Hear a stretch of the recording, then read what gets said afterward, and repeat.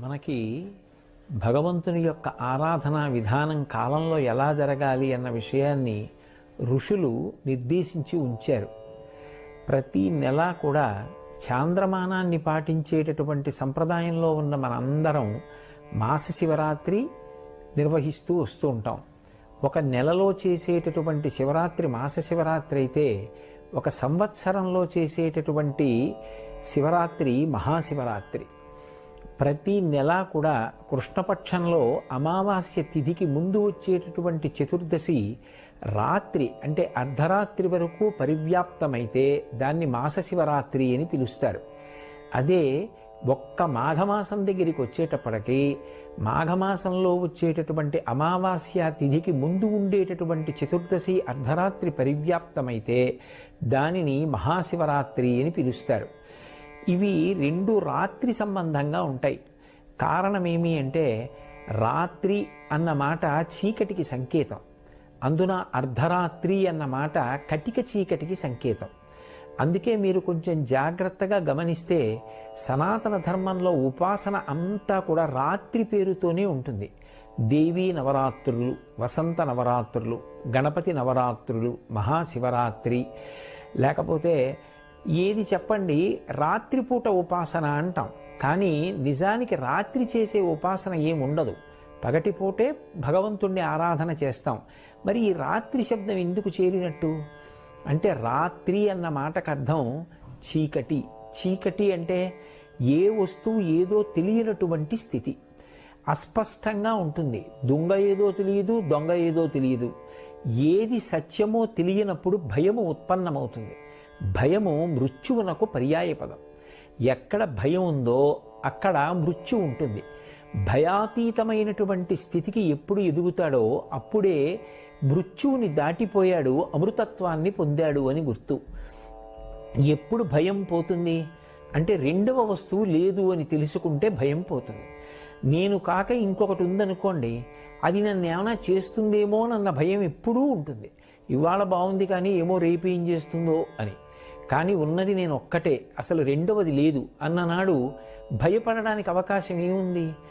అది ఆ జ్ఞానముగా ఎరుకలోనికి రావాలి, అనుభవంగా రావాలి. దాన్ని అద్వైతానుభూతి అంటారు.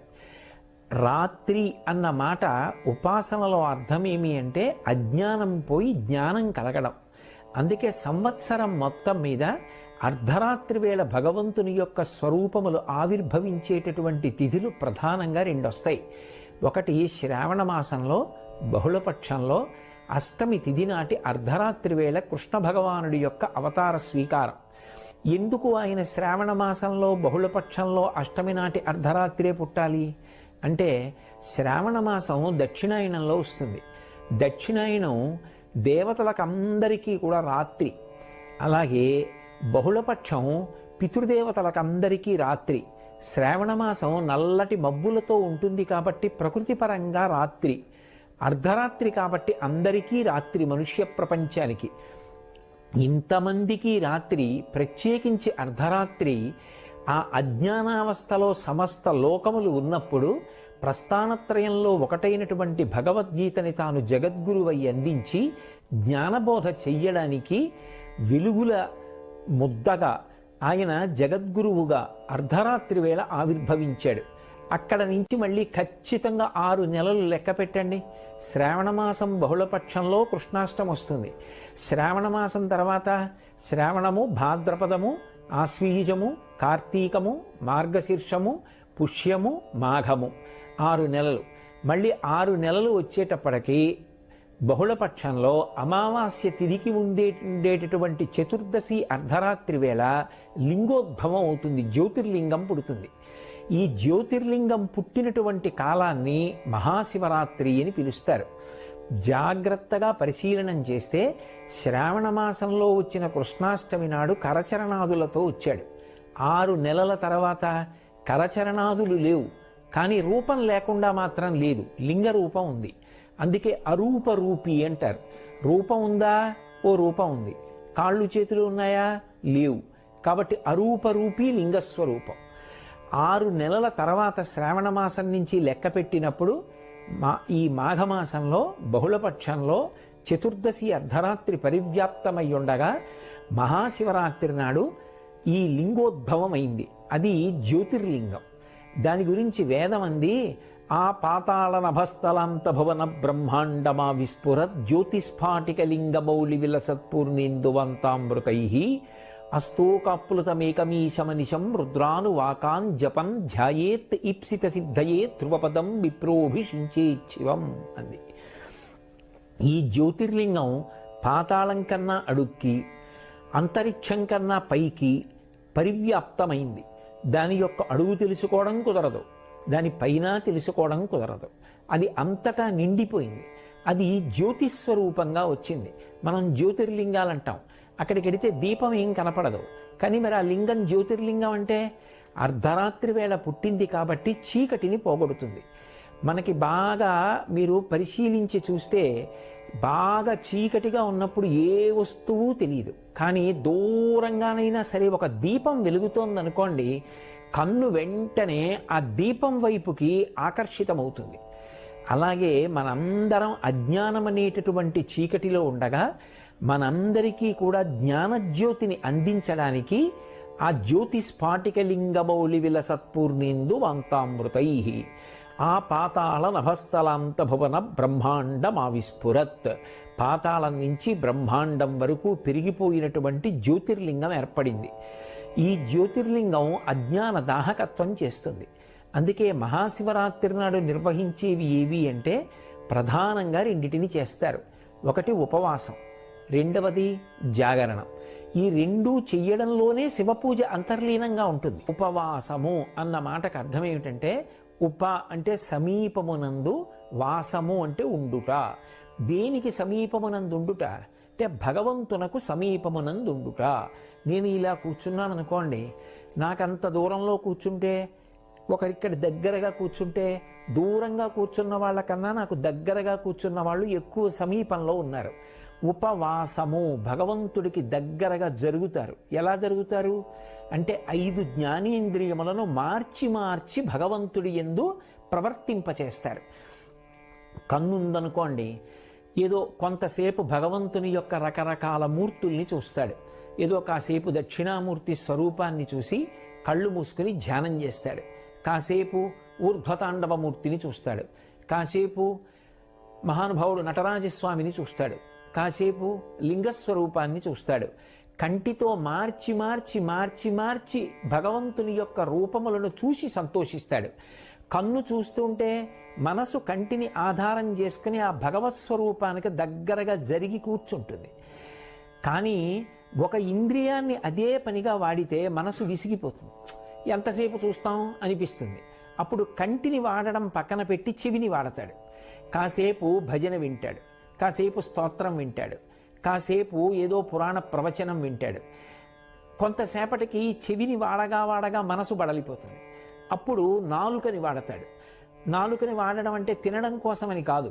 ఏదో శ్రీరామ నీనామం ఎంత రుచిరా, ఎంత రుచి, ఎంత రుచి, ఎంత రుచిరా అన్నట్టుగా భగవంతుని యొక్క నామాన్ని పలుకుతాడు. ఆ శంకరుని మీద ఉండేటటువంటి స్తోత్రములను చదువుతాడు. కాసేపు భజన చేస్తాడు. కాసేపు భగవంతుని యొక్క గీతములను ఆలాపనం చేస్తాడు. సంతోషపడతాడు. మళ్ళీ విసుగెత్తుతాడు. మళ్ళీ ఆ నోటిని పక్కన పెట్టి ఇంకొక ఇంద్రియాన్ని స్వీకరిస్తాడు. ఇప్పుడు ఏదో ఆ కన్ను అయిపోయింది, చెవి అయిపోయింది, ముక్కు. ఆ ముక్కుని ఆధారం చేసుకుంటాడు. భగవంతుని యొక్క శేషం తీసుకొస్తాడు. ఇదిగో ఇది ఈశ్వరుడి పాదముల మీద పెట్టి తీసినటువంటి నిర్మాల్యం. కళ్ళకద్దుకుని వాసన చూస్తాడు. తల మీద పెట్టుకుంటాడు. పొంగిపోతాడు. అలా ముక్కుని ఆధారం చేసుకుని భగవంతునికి దగ్గరగా జరుగుతాడు. మళ్ళీ ఇవన్నీ విసిగెత్తితే మళ్ళీ కంటిని మళ్ళీ తీసుకొస్తాడు. ఇలా ఇంద్రియములను మార్చి మార్చి మార్చి మార్చి భగవంతుడికి దగ్గరగా జరుగుతూ వెడతాడు. అలా జరగగా జరగగా జరగగా ఆయన యందే కరిగిపోతే భక్తి అంటారు. మీకు నేను ఒక ఉదాహరణ చెప్పాలి అంటే, పంచదార పట్టుకెళ్ళి నీళ్లల్లో వేసి తిప్పుతున్నాను అనుకోండి, కొంతసేపటికి ఇక పంచదార కనపడదు. పంచదార గుణము నీటిలోకి వెళ్ళిపోతుంది, నీరు తీయగా అయిపోతుంది.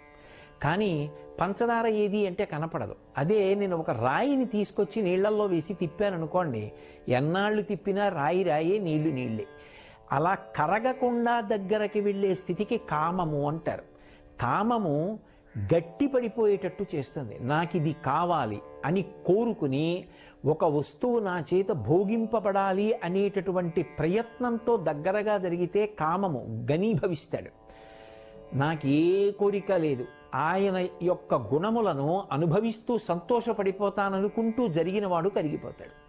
కాబట్టి భక్తిలో ఐక్యమైపోయేటటువంటి గుణం ఉంటుంది, కామమునందు ఘనీభవించేటటువంటి లక్షణం ఉంటుంది. కాబట్టి ఇంద్రియములను మార్చి మార్చి ఉపవాసం చేస్తే భగవంతుని యందే ఐక్యమైపోతాడు. ఇందులో విశేషమేమి అంటే ఉపవాసము అంటే ఏమీ తినకుండా ఉండుట అని పక్కన ఒక నియమం చెప్తారు. ఏమీ తినకుండా ఉండుట అన్న మాటకు అర్థం అసలు నోట్లోకి ఏమీ తీసుకోకుండా, కడుపులోకి ఏ పదార్థం చేర్చకుండా అని అర్థం చెప్పకూడదు, అది అశనము అవుతుంది. కానీ అలా అన్నారు కదా అని ఆ రోజు కూడా ప్రతిరోజు తిన్నట్టుగా తినకూడదు. ఎందుచేత అంటే ఇంద్రియములకు కడుపుకి ఒక గొప్ప సంబంధం ఉంటుంది. నేను కడుపు నిండా తినేసాను అనుకోండి, వెంటనే కనురెప్ప పడిపోతుంది, నిద్ర వస్తుంది. అదే సాత్వికమైన పదార్థం కడుపులో పోసాను అనుకోండి, ఏదో ఒక్క గ్లాసుడు పాలు తాగాను, ఆ కాసిని పాలు తాగి భజన చేస్తూ కూర్చున్నాను అనుకోండి, కడుపు నిండిపోలేదు, కనురెప్ప పడిపోదు, ఇంద్రియములు సహకరిస్తాయి. ఇంద్రియములు సహకరించడానికి, శరీరం నీరసపడి పడిపోకుండా ఉండడానికి సాత్వికమైన ఆహారం, రజోగుణ తమోగుణ సంబంధం లేని ఆహారం ఏది ఉంటుందో అటువంటిది పరమ పరిమితంగా తీసుకుని భగవంతుని యొక్క గుణములయందు మునుక వెయ్యడానికి ఇంద్రియములను మనసుని సమాయత్తం చేసేటటువంటి ప్రక్రియకు ఉపవాసము అని పేరు. అంతేకాని అసలు తినడమా తినకపోవడమా అన్నది నిర్ణయించడం ఉపవాసం కాదు. ఎంత తిని భగవంతుని యందు అనురక్తం కావాలి అన్నదాన్ని జాగ్రత్తగా సమతౌల్య స్థితిని ఏర్పాటు చేసుకోవడం ఉపవాసం. ఈ ఉపవాసం మహాశివరాత్రి నాడు జాగరణం చెయ్యడానికి కూడా ఉపకరణం కావాలి. ఇప్పుడు ఉపవాసం అంటే భగవంతుని కన్నా దూరంగా ఉంటుందా ఉపవాసం? ఏమీ తినకుండా కూర్చుని అక్కర్లేని పనులన్నీ చేస్తూ కూర్చుంటే ఉపవాసం అవుతుందా? అవదు. పాలెందుకు తాగి కూర్చున్నావు అంటే ఏదో అక్కర్లేని విషయాలన్నీ మాట్లాడడానికి కాదు, ఆ రోజున ఇంద్రియములను మార్చి మార్చి భగవంతుని యందు మగ్నం అవ్వడానికి, అది ఉపవాసం. ఇప్పుడు అసలు భగవంతుని యొక్క పూజ, ఉపవాసము రెండు వేరుగా ఎందుకయ్యాయి? ఉపవాసం ఉండి పూజ చేయండి అన్న మాట ఎలా వస్తుంది? ఈ పూజ చేసేవారు ఉపవాసం చెయ్యక్కర్లేదు అన్నమాట ఎలా వస్తుంది? రెండూ అసందర్భమే. ఉపవాసమే పూజ, పూజయే ఉపవాసం. దాని కొరకు ఆహార నియంత్రణము అంతర్భాగము. రెండవది జాగరణము. ఇది 365 రోజులలో 364 రోజులు అన్వయం కాదు, ఒక్క మహాశివరాత్రి నాడే అన్వయం. ఆ రోజు రాత్రి జాగరణ చేస్తారు. జాగరణ అన్న మాటకు అర్థం ఏమిటంటే తమోగుణమునకు వశపడకుండా ఉండడం, అంటే నిద్రపోకుండుట. నిద్రపోకుండుట అన్న మాటకు అర్థం కేవలం నిద్ర రాకుండా ఉండడం కోసమని మనసుకి ఎటువంటి ఉత్ప్రేరకాన్ని ఇవ్వాలో అటువంటి ఉత్ప్రేరకాన్ని ఇచ్చి తెలివిగా ఉండడం మాత్రం కాదు. నేను జాగరణ చేస్తున్నానండి అని చెప్పి వేదం ఎటువంటి పనులు చెయ్యకూడదని చెప్పిందో అటువంటి పనులు చేసి నేను తెలివిగా ఉన్నాను కాబట్టి నేను జాగరణం చేశానా అండి అంటే కుదరదు. జాగరణము అన్న మాటకు అర్థం ఏమిటంటే లోకమంతా నిద్రపోతోంది, అంతా నిద్రపోతోంది అన్న మాటకు అర్థం ఏమిటి? బడలికని తీర్చుకుంటున్నారు. అందరూ బాహ్య ప్రపంచంతో కానీ ఆత్మతో కానీ ఎరుకలేనటువంటి స్థితిలో పడి ఉండగా యోగి ఒక్కడు మాత్రం ఆత్మవిచారణ చేస్తూ ఉంటాడు. దానికి జాగరణం అని పేరు. భగవద్గీతలో చెప్పినట్టుగా యస్యాత్ జాగర్తి సంయమీ అంటారు. సంయమీ అంటే ఎప్పుడూ అంతర్ముఖత్వాన్ని పొందినవాడు లోకమంతా నిద్రపోతున్న వేళ తాను తెలివిగా ఉన్నాడు అని గుర్తు. అంటే తాను అజ్ఞానమునకు వశపడలేదు. అంటే ఆ రాత్రి తెలివిగా ఉండుట అన్న మాటకు అర్థం ఏమిటంటే ఏ చీకటి ఉన్న వస్తువు తెలియకుండా చేసిందో ఆ చీకటిలో తడువుకోకుండా చీకటిని పోగొట్టుకోవడానికి దీపము సహాయంగా తెచ్చుకొనుట. ఆ భగవంతుడి జ్ఞానము కలగాలి అంటే, ఆత్మ అనేటటువంటిది తెలియబడాలి అంటే పుస్తకాలు చదువుకుంటే తెలియదు, భగవదనుగ్రహం చేత ఎరుకలోకి వస్తుంది. నేను ఆత్మ అన్నది అనుభూతిలోకి వస్తుంది. దానికి ఈశ్వరానుగ్రహం కావాలి. ఈశ్వరానుగ్రహం దేని వల్ల కలుగుతుంది? భక్తి చేత కలుగుతుంది. దీనికి ప్రమాణాన్ని అన్వయం చేసుకోవడానికి ఆ రోజు రాత్రంతా కూడా భజనలు చేసి, అభిషేకాలు చేసి, పూజలు చేసి, మార్చి మార్చి ఇంద్రియాల్ని, కర్మేంద్రియాల్ని భగవత్ కైంకర్యంలో ఉపయోగించి అసలు నిద్రరాని స్థితిలో నిలబడతాడు. బలవంతంగా నిద్రని నిగ్రహించడం కాదు. తెల్లవారిపోయిందే అన్నంతగా భగవత్ సేవలో గడిచిపోవాలి. ఇప్పుడు అలా గడిచిపోయిందనుకోండి, దానిని జాగరణ అంటారు. అదే ఈశ్వరానుగ్రహానికి కారణమై జ్ఞానము ఏర్పడి నేను ఆత్మ అన్న అనుభవం అద్వైతానుభూతి యందు నిలబడడానికి కారణమవుతుంది. అప్పుడు అర్ధరాత్రి వేళ జ్యోతిర్లింగం ఆవిర్భవించింది అని అన్వయం. ఆ జ్యోతిర్లింగం వస్తే చీకట్లన్నీ కూడా పోయి, కాబట్టి జన్మానికొక్క శివరాత్రి అన్నారు. ఏ జన్మ అయినా సరే తరించడానికే కదా. అయినప్పుడు జన్మంలో ఏదో ఒక్క శివరాత్రి అయినా మహాశివరాత్రిని చేయకపోతే ఎలా తరిస్తావు? అసలు మహాశివరాత్రి నాడు ఉపవాసం చెయ్యండి, మహాశివరాత్రి నాడు జాగరణ చెయ్యండి. ఈ రెండు మాటలకి అర్థం అది. ఇప్పుడు ఈ రెండూ చేసేటప్పుడు ఎవరికి ఎంత శక్తి ఉన్నదో అంత శక్తితోనే భక్తి ముడిపడుతుంది. నేను మీతో ఒక ఉదాహరణ చెప్పాలి అంటే, ఒక మధుమేహ వ్యాధిగ్రస్తుడు ఉన్నాడు. ఆయనకి కడుపులో ఏదో ఒక పదార్థం వేయకపోతే శరీరం పడిపోతుంది. ఇప్పుడు భగవంతుడు ఆయన ఏదైనా కాస్త సాత్వికమైన పదార్థమో ఓ పండు ముక్కో తిన్నాడనుకోండి, ఆయన ఉపవాసం భంగం అయిపోయిందండి, కాబట్టి ఆయనకి ఏ పుణ్యం రాదండి, ఆయన శివరాత్రి చెయ్యలేదండి అని నిర్ధారించకూడదు. ఆయన శరీరం నిలబడడానికి ఆయనకి అప్పుడు పండు ముక్క అవసరమైంది, ఆయన తిన్నాడు, దోషంలోకి రాదు. కానీ అవసరం లేకపోయినా కడుపు నిండా తినేస్తే దోషం. శరీరం నిలబెట్టుకోవడానికి ఎంత తినాలో అంత తినాలి. కాబట్టి అది ఎవరికి ఎంతవరకు అవసరమో అంతవరకు ఎవరి విచక్షణని బట్టి వాళ్ళు తీసుకుని భగవంతుని యొక్క గుణముల యందు మునుక వేసి ఈశ్వరుని యొక్క అనుగ్రహాన్ని ప్రోధి చేసుకోవడానికి కాలమునందు అత్యంత ఆనుకూల్యత పొందినటువంటి స్థితి కనుక మహాశివరాత్రి పరమ పుణ్యప్రదమైన కాలం. ఒక్కొక్క కాలమునందు ఒక్కొక్క రకంగా ఈశ్వరానుగ్రహం వెదజల్లబడుతుంటుంది. మహాశివరాత్రి నాడు చేసేటటువంటి ఉపాసన కొన్ని కోట్ల జన్మలకి సరిపడగలిగినంత అనుగ్రహాన్ని ఈశ్వరుడు వెదజల్లేటటువంటి కాలం. ఏదో రైతు వర్షం పడేటటువంటి కాలమునందు విత్తనం వేసినట్టుగా ఉపాసనకి కూడా దేశకాలములు కలిసి రావాలి. ఉపాసనలో మహాశివరాత్రి కాలము పరిపూర్ణమైనటువంటి శివానుగ్రహాన్ని పొంది ఉండేటటువంటి కాలం. ఏమి మధ్యాహ్నం 3 గంటలకు ఎందుకు పూజ చేయరు? తెల్లవారుజామున బ్రాహ్మీ ముహూర్తంలో ఎందుకు పూజ చేస్తాం? బ్రాహ్మీ ముహూర్త సమయంలో అమ్మవారి యొక్క అనుగ్రహ తరంగములు వాతావరణం అంతా నిండి ఉంటాయి. ఆ సమయంలో ధ్యానం చేసినా పూజ చేసినా మనసు సాత్వికంగా నిలబడుతుంది. అందుకని తెల్లవారుజాము కాలం పూజకి నిర్దేశింపబడింది. అలాగే మహాశివరాత్రి ఒక సంవత్సరాన్నంతటినీ కూడా ఒక రోజుగా ప్రమాణంలో తీసుకుంటే అత్యంత పరిపుష్టమైన దైవానుగ్రహాన్ని వెదజల్లేటటువంటి కాలం. అంత గొప్ప కాలం కాబట్టి ఆ కాలాన్ని దుర్వినియోగం చేసుకోకుండా ఎవరు శివానుగ్రహం పొందడానికి ప్రయత్నిస్తారో వాళ్ళందరూ కూడా ఈశ్వర కృపకు పాత్రులవుతారు. ఎవరెవరి శక్తిని అనుసరించి ఏం చేస్తారో దాన్ని ఈశ్వరుడు పూర్ణత్వాన్నిచ్చి అనుగ్రహించేటటువంటి కాలం. లోపల ఉండవలసినది ఆ భక్తి. ఆయన ఈ లోకాన్ని నడుపుతున్నాడు. రాత్రింబవళ్ళ ఆయన వల్ల ఏర్పడుతున్నాయి. ఈ భూమి ఆయన వల్ల తిరుగుతోంది. ఋతుచక్రం ఆయన వల్ల తిరుగుతోంది. ఇన్ని ప్రాణులు ఆయన అనుగ్రహంతో పుడుతున్నాయి. ఇన్ని ప్రాణుల్ని మళ్ళీ ఆయనే భూమిలో కలుపుతున్నాడు. ఇన్ని పంటలు ఆయన వల్ల పండుతున్నాయి. ఇన్ని నీళ్లు ఆయన వల్ల వస్తున్నాయి. అది తెలిసి బ్రతకడం భక్తి. ఆ భక్తికి విత్తనం వేసి అది అంకురంగా పైకి రావడానికి యోగ్యమైనటువంటి కాలం మహాశివరాత్రి కాలం. అందుకే దాన్ని దుర్వినియోగం చేసుకోకూడదు. జన్మానికి ఒక్క శివరాత్రి అన్న మాటలో హెచ్చరిక ఏమిటంటే, రే ఇంత పరమపుణ్యప్రదమైన కాలాన్ని పాడు చేసుకోకు. 364 రోజులు నీ భార్య బిడ్డల కోసం పరిశ్రమించావు, శాస్త్రం తప్పనలేదు. కానీ నీ కుటుంబంలో ఇంకొకడు కూడా ఉన్నాడు, జీవుడు. వాడు నీలో ఉన్న జీవుడు. ఇవాళ నీ భార్యకి భర్తవి, నీ బిడ్డలకి తండ్రివి. కానీ ఈ జీవుడు ఈ శరీరాన్ని విడిచిపెడితే ఇంకొక శరీరంలోకి ఎడతాడు. అప్పుడు కూడా భార్యా బిడ్డల్ని పోషించుకోవాలిగా. పోషించుకోవాలంటే ధనం కావాలిగా. ధనం పుణ్యం మీద ఆధారపడిందిగా. ఆ పుణ్యానికి పరిపుష్టమైన కాలము మహాశివరాత్రి.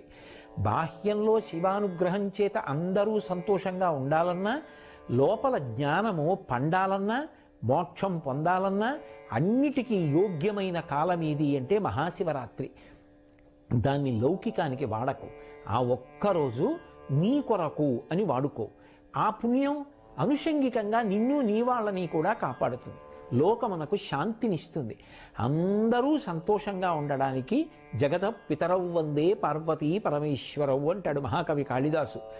జగత్తుకే తల్లిదండ్రులైనటువంటి పార్వతీ పరమేశ్వరులలో శంకరుడు లోకమునకు జ్ఞానం ఇవ్వడానికి జ్యోతిర్లింగంగా ఆవిర్భవించినటువంటి పరమోత్కృష్టమైన తిథి.